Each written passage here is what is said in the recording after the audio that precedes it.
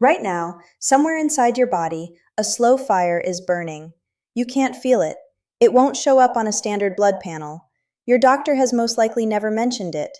But a growing body of research from some of the most respected medical institutions on the planet now confirms that this invisible fire, chronic, low-grade inflammation, is the common thread running beneath heart disease, Alzheimer's, type 2 diabetes, and yes, cancer. Here's what stopped me cold during my research. A 2021 analysis published through the National Cancer Institute found that individuals with persistently elevated inflammatory markers had a 47% higher all-cause cancer mortality rate than those with low baseline inflammation, regardless of other risk factors. But here's what that same research revealed, and this is the part most people never get to hear. Specific whole foods eaten consistently can systematically reduce that fire, not suppress it with drugs, actually resolve it at the cellular level. I'm going to show you exactly which foods, exactly how much, and precisely why they work. Most people believe inflammation is something that only occurs when you get injured. A swollen ankle, a bruise, a cut. You notice it, you treat it, it disappears. That's acute inflammation. That's your body performing its job perfectly. But after nearly 15 years practicing emergency medicine and studying metabolic disease, I've come face to face with something that contradicts almost everything the average person assumes about their health. The inflammation silently destroying lives is the kind you never feel coming. Chronic systemic inflammation produces no obvious pain, no visible swelling. It runs quietly for years, steadily rewriting your cellular environment into one where abnormal cells stop being eliminated and start being protected. The good news is that the foods sitting in your grocery store right now have the power to change that environment entirely. I'm an emergency medicine physician and cancer researcher with nearly 15 years in clinical practice and prevention research. I've watched patients arrive in my emergency department with late-stage diagnoses that shocked everyone involved. People who had exercised regularly, people who had never smoked a single day, people who genuinely believed they were healthy. And I kept asking myself the same question: what was happening before the diagnosis? What was the cellular environment that allowed this to take root? The answer, across hundreds of cases and thousands of research hours, consistently pointed back to one thing: sustained, silent inflammation operating for years before any symptom ever appeared. The body's internal environment had been systematically converted, by diet, by stress, by lifestyle, into a landscape where cancer can hide, replicate, and recruit a blood supply. What I'm sharing today is not theory. It's a protocol built from peer-reviewed research and refined through direct clinical observation. And it begins not in a pharmacy, but in your kitchen. In this video, I'm going to walk you through exactly why chronic inflammation is the hidden prerequisite for most cancers and why it's measurable long before any diagnosis. I'll show you the precise biological mechanism by which certain foods cut off a tumor's ability to grow a new blood supply. I'll give you 5 specific whole foods with clinical research behind them, including the exact doses used in the studies. You'll receive a daily protocol you can begin this week, organized by meal, by preparation method, and by what not to pair together.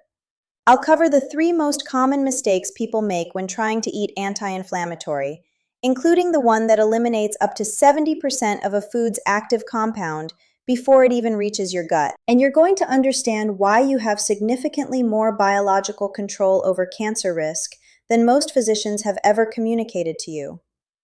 Quick question before I get into this. Drop your answer in the comments.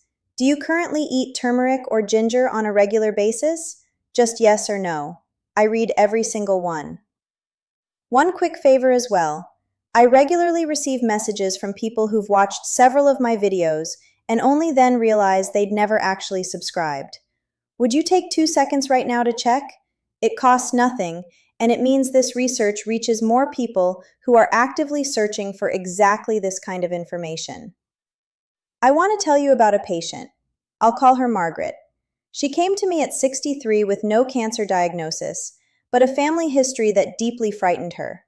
Her mother, her aunt, and her older sister had all received breast cancer diagnoses before age 70. Margaret wasn't sedentary. She didn't smoke.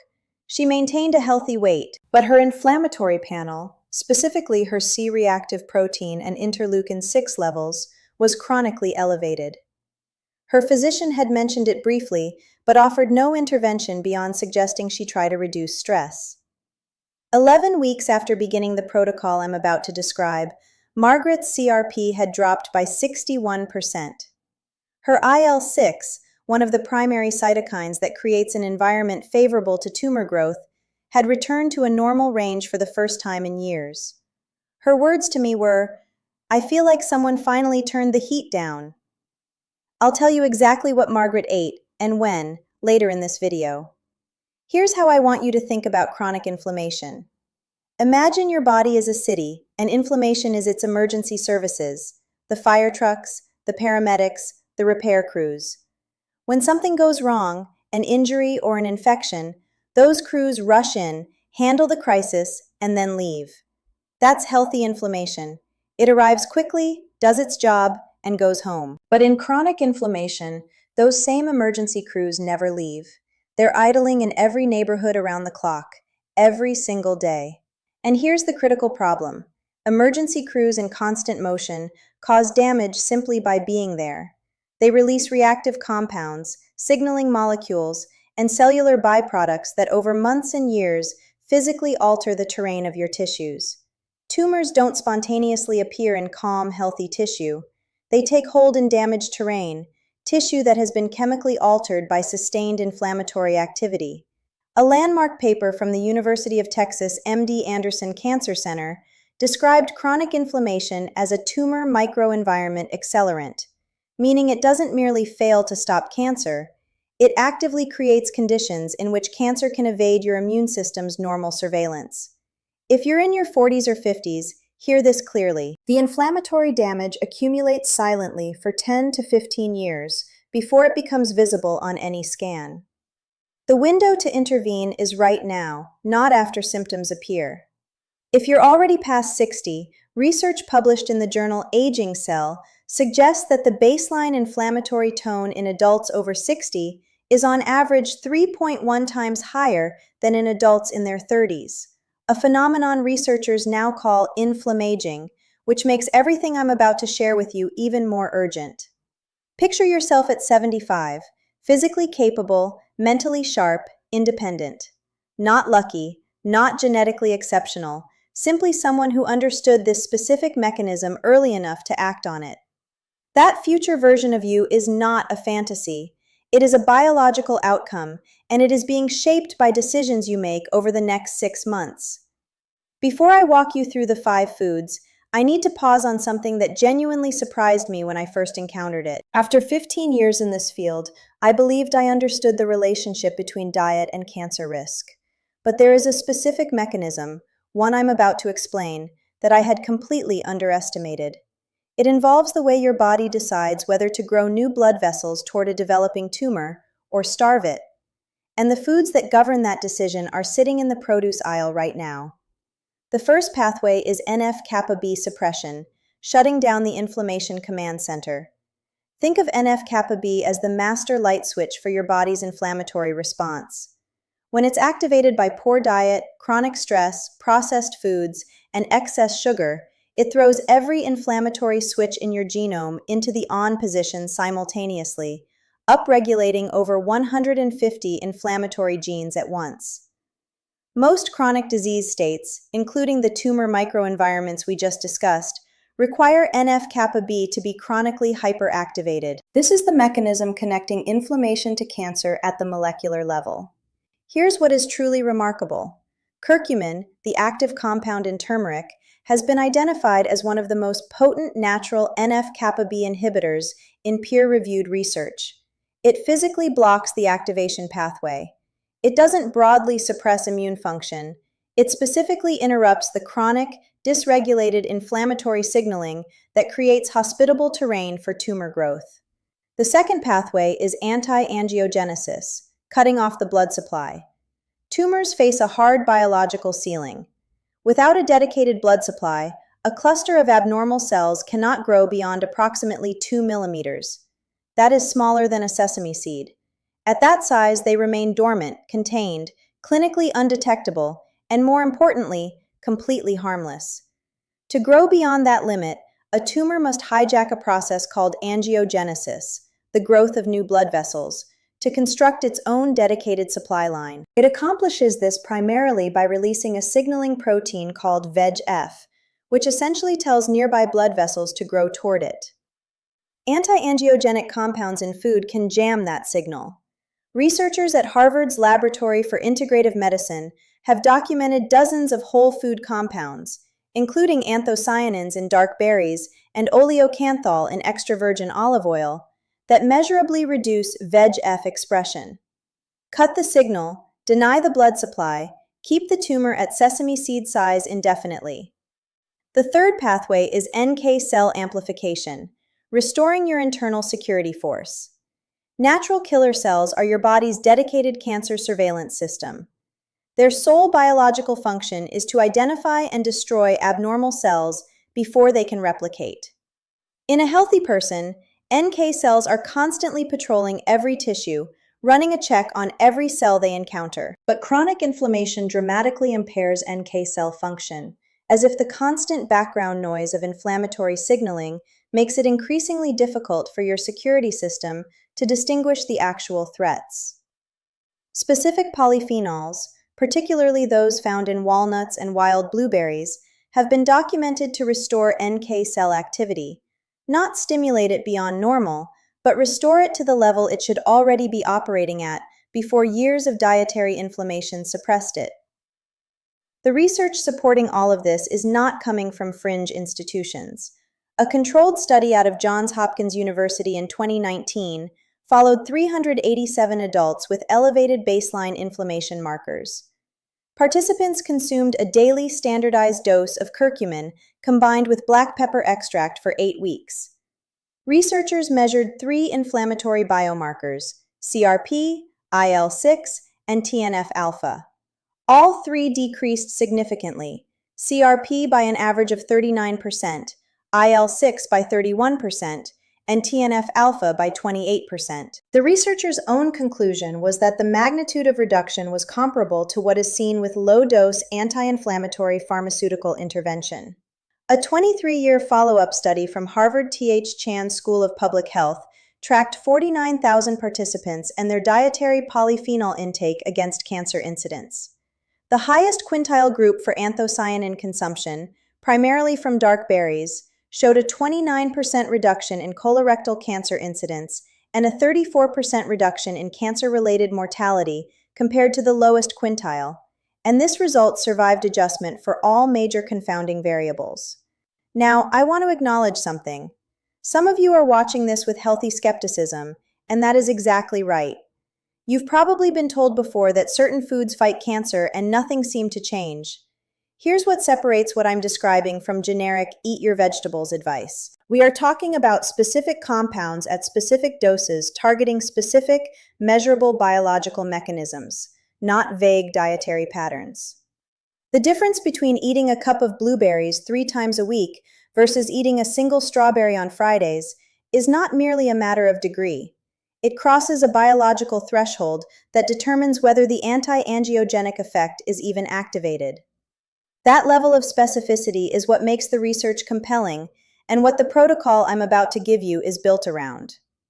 A National Institutes of Health meta-analysis published in 2020 compiled data from 31 independent clinical trials examining oleocanthal, the active compound in high-quality extra virgin olive oil, and its effect on VEGF expression. Across all 31 trials, consistent oleocanthal consumption was associated with a 22% average reduction in circulating VEGF. The researchers noted that this effect was dose-dependent and preparation-sensitive. More on that shortly. An 11-year prospective study from the Karolinska Institute in Sweden followed 6,200 adults over age 55. Participants with the highest walnut consumption, 1 ounce or more, 4 or more times per week, showed NK cell activity 41% higher than non-consumers, even after accounting for age, other dietary patterns, and baseline health status. And a clinical trial from MD Anderson Cancer Center in 2022 examined ginger extract in 64 patients with high cancer recurrence risk. After 12 weeks, inflammatory gene expression in colon tissue biopsies showed measurable downregulation of NF-cauca B activity, a 34% reduction in the intervention group versus just 3% in placebo. The lead researcher's comment was that they observed changes they typically only see with pharmaceutical interventions. The research is unambiguous. These are not subjective wellness improvements. These are quantifiable biological changes confirmed through biopsy, blood panel, and cellular imaging across multiple independent research teams. Margaret's protocol, the one that lowered her CRP by 61% in 11 weeks, began with these 5 foods. First, turmeric with black pepper daily, non-negotiable. 3/4 of a teaspoon of turmeric powder plus a pinch of black pepper. The piperine in black pepper increases curcumin bioavailability by 2,000%. Without it, over 85% of curcumin passes through your digestive system completely unused. Take it with a meal that contains fat. Curcumin is fat-soluble. A golden paste in olive oil is ideal. A morning smoothie with coconut milk works equally well. Second, wild blueberries, 1 cup 5 times per week. Not cultivated blueberries, wild if you can find them. Most large grocery stores carry frozen wild blueberries. Wild varieties contain 2 to 3 times the anthocyanin density of cultivated ones because they grow under harsh conditions that force concentrated polyphenol production. Frozen preserves potency fully. Third, extra virgin olive oil, 2 tablespoons per day. The operative word is extra virgin. Refined olive oil contains no meaningful oleocanthal levels. Look for EVOO with a harvest date printed on the bottle. Oleocanthal concentration decreases significantly after 18 months from harvest. Use it cold on salads or add it after cooking. Do not cook it at high heat. Above 375 degrees Fahrenheit, it begins degrading the very compound you're consuming it for. Fourth, walnuts. 1 ounce, approximately 14 halves, 4 times per week. Store them in the refrigerator. The polyunsaturated fats in walnuts oxidize at room temperature, which converts them from anti-inflammatory to pro-inflammatory. Do not substitute other nuts for the NK cell benefits. The Karolinska data is specific to walnuts. Fifth, fresh ginger. 1 to 1.5 grams per day. That's roughly a 1/2-inch knob of fresh ginger root or a 1/4 teaspoon of ground ginger. Add it to morning tea, steep it directly in hot water for 8 minutes, or grate it over protein dishes. The active compounds degrade at high heat, so if you're cooking, add ginger at the very end. Ginger and turmeric taken together produce a synergistic effect. Both compounds amplify each other's NF-kappa B suppression activity. For anyone over 60, begin at half these doses for the first 2 weeks. Your gut needs a brief adjustment period before moving to the full amounts. By week 3, you're ready for the complete protocol.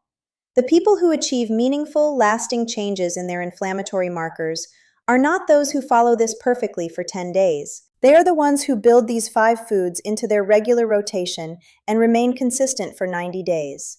Same biology, same foods. The difference in outcome is entirely a matter of consistency. From 15 years of clinical practice, here's what most people consistently get wrong. The first is the fat-soluble rule. Curcumin, the catechins in green tea, and the carotenoids in dark leafy greens are all fat-soluble. Consuming them without any dietary fat in the same meal reduces absorption by 60 to 80%. This is precisely why research protocols always pair these compounds with olive oil, avocado, or nuts. If you're taking a turmeric supplement on an empty stomach, you are absorbing a fraction of what you believe you are. The second is the combination multiplier. Turmeric and ginger together compound the NF-kappa B suppression. Blueberries and walnuts together activate anti-angiogenic and NK cell effects in parallel. Dark leafy greens with olive oil increase lutein and zeaxanthin absorption up to 4-fold. Build combinations, not isolated foods. The interactions between compounds are a significant part of the mechanism. The third is the prep window. Sulforaphane, found in broccoli and kale, is not actually present in raw broccoli. It forms when the plant enzyme myrosinase contacts its precursor compound during chopping or chewing. But heat destroys myrosinase. The solution: chop your broccoli or kale and let it rest at room temperature for 40 minutes before cooking. This gives the enzyme time to pre-convert the sulforaphane before heat can destroy it. A 2022 paper documented a 3.4 to 4-fold increase in available sulforaphane using this method. The fourth is timing. Anti-angiogenic compounds are most active during the body's nightly repair cycle. Consuming your walnuts or blueberries in the late afternoon or early evening, rather than midday, means your gut has absorbed those compounds by the time your body enters its peak repair window. The fifth is measurement. Before beginning this protocol, ask your physician to run a baseline CRP and, if possible, an IL-6 panel. These are standard blood tests. In 8 to 12 weeks, run them again. Seeing an actual number change is one of the most powerful motivational tools available because it makes the invisible visible. Now let me cover the mistakes that undo all of this work. The most common one I see is treating supplements as equivalent to whole foods. People read about curcumin, purchase a capsule, and believe they've addressed it. But standard curcumin supplements have similar or lower bioavailability than food-source turmeric with black pepper and fat, and more critically, the whole food delivers a matrix of synergistic compounds that an isolated supplement simply cannot replicate. The research producing the results I cited used whole food sources, not standard capsule curcumin. The second mistake is following this perfectly for 2 weeks. The NF-kappa B suppression cycle, the VGF modulation, the NK cell restoration, these are gradual biological shifts operating on a 10 to 12-week timeline, not a 10 to 12-day one. The people who see no results are almost always the people who stopped at week 2. 70% consistency maintained for 3 months will consistently outperform 100% consistency maintained for 2 weeks. The third mistake is high heat cooking of delicate compounds. Oleocanthal in olive oil begins to degrade above 375 degrees. Myrosinase in cruciferous vegetables is destroyed by boiling. Gingerols in fresh ginger convert to a less potent form at sustained high heat. These aren't small losses. They can eliminate the primary bioactive compound entirely. Cook whole grains and proteins at high heat. Add your olive oil, fresh ginger, and raw leafy greens afterward. The fourth mistake is ignoring the inflammatory inputs. Adding anti-inflammatory foods while continuing to consume high levels of refined carbohydrates, seed oils, and ultra-processed foods is like running a dehumidifier while leaving the window open in the rain. The foods in this protocol are most effective when they're not competing against a simultaneous flood of pro-inflammatory inputs. You don't need a perfect diet, you need a better ratio. Let me be direct about something that I believe needs to be stated plainly. A cancer diagnosis is not predetermined. The inflammatory environment that enables it is not inevitable. The genes you carry establish a tendency, not a sentence. And the research I've shared with you today makes something clear that most clinical settings still fail to communicate. You are an active participant in the biology of your own cells. Every tablespoon of quality olive oil you add to your diet is delivering an anti-angiogenic compound that your vasculature responds to within hours. Every cup of wild blueberries provides anthocyanins that measurably suppress VEGF. Every serving of walnuts nourishes the NK cells that are right now patrolling your tissues, searching for abnormal cells to destroy. These systems are not broken in you. They have been operating under conditions that suppress them. Change the conditions, and they respond.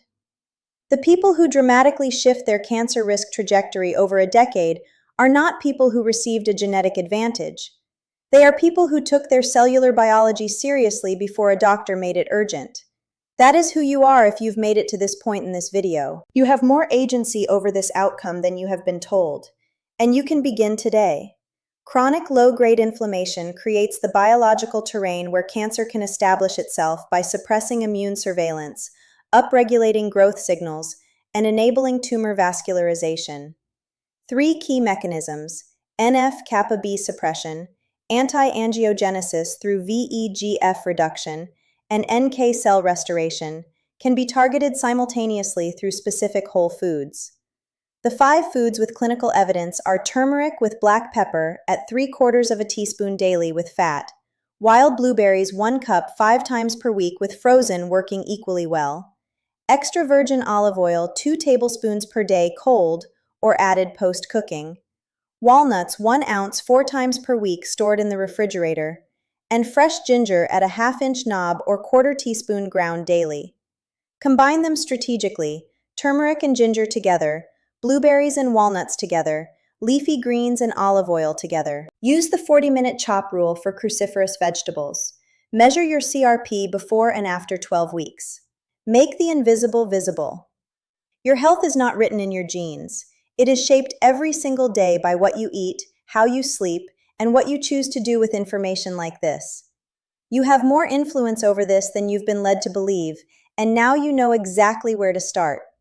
If this information reached you today and you know someone dealing with chronic inflammation, a family history of cancer, or who simply wants to take greater control of their biology, please share this video.